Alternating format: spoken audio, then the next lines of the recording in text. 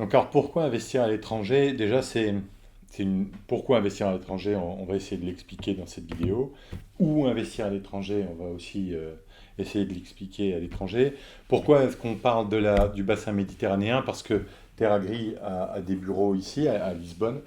C'est un pays qu'on affectionne particulièrement, d'une part par nos origines, et puis deuxièmement parce que on a quelqu'un de notre équipe là-bas, Francisco Ramos.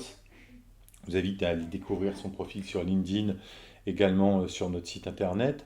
Euh, et puis parce que cet investissement rural, là on parlera peut-être plus d'investissement rural que d'investissement forestier, il est particulier en fait. Parce qu'il est basé autour d'une industrie méditerranéenne, autour d'un climat méditerranéen. D'accord. Et ce qui est important de comprendre euh, avant d'investir dans le rural, vous pouvez avoir la plus belle forêt du monde, vous pouvez avoir la plus belle ferme agricole du monde.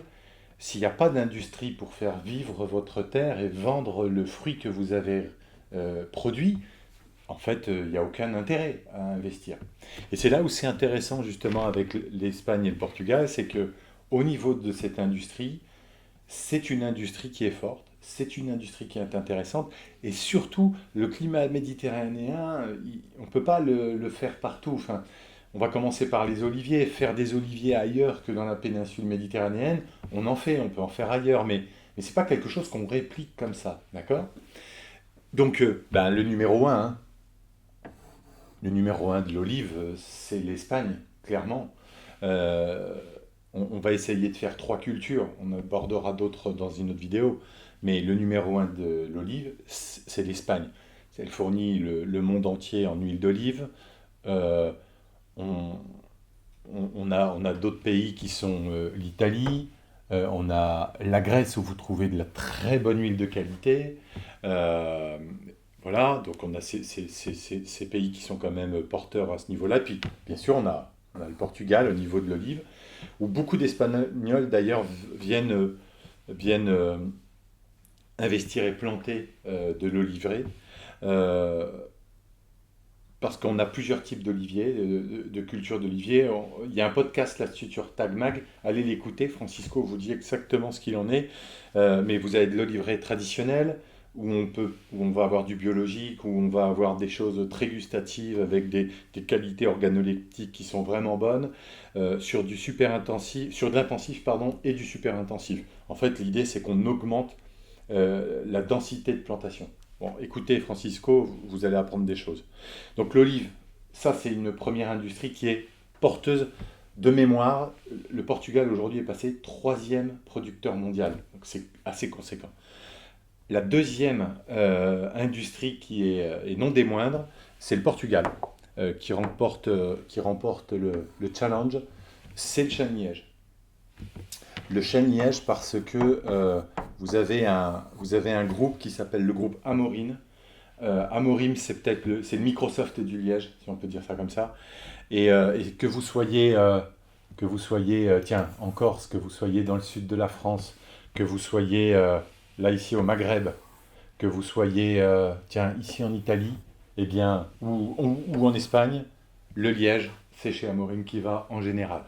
Je ne dirais pas qu'il a 100% du marché, c'est pas ce que je dis, mais je dis que c'est vraiment l'industrie mondiale, elle se trouve ici, avec en plus des qualités incroyables au niveau du liège, parce que euh, on s'intéresse au liège pour ses qualités de légèreté, pour ses qualités, tiens, j'en ai là, pour ses qualités de légèreté, pour ses qualités d'isolation. Et moi, d'ailleurs, franchement, c'est un de mes. Déjà parce que c'est un arbre qui est magnifique, mais on s'intéresse pour le mettre dans des navettes spatiales, dans les avions, la mode maintenant, l'isolation phonique, l'isolation thermique.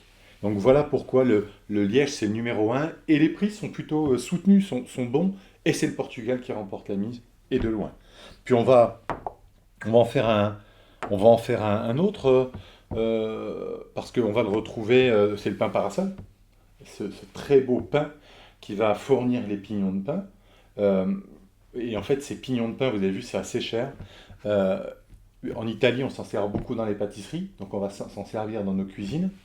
Et en fait, C'est une industrie méditerranéenne. On en retrouve, on dit d'ailleurs que les pignons de pain au Portugal sont d'excellente qualité. D'ailleurs, en Espagne, souvent, lorsque vous êtes ici, on va le vendre du côté du Portugal, mais vous en retrouvez en Tunisie, vous en retrouvez au Maroc, je pense en Algérie, même si c'est quelque chose que, que, que je connais moins. Mais voilà, Maroc, Algérie, Tunisie, et puis vous en retrouvez bien sûr en Italie, évidemment. Et le pignon de pin, c'est intéressant parce que c'est un bois qu'on cultive ou qu'on gère aussi au Portugal, chez Terragri, où vous avez des cultures, des rendements pardon, annuels, on va récolter tous les ans, et puis à la fin, au bout d'une centaine d'années, lorsque l'arbre arrive à terme, ben on va le récolter, il va nous servir à faire du bois.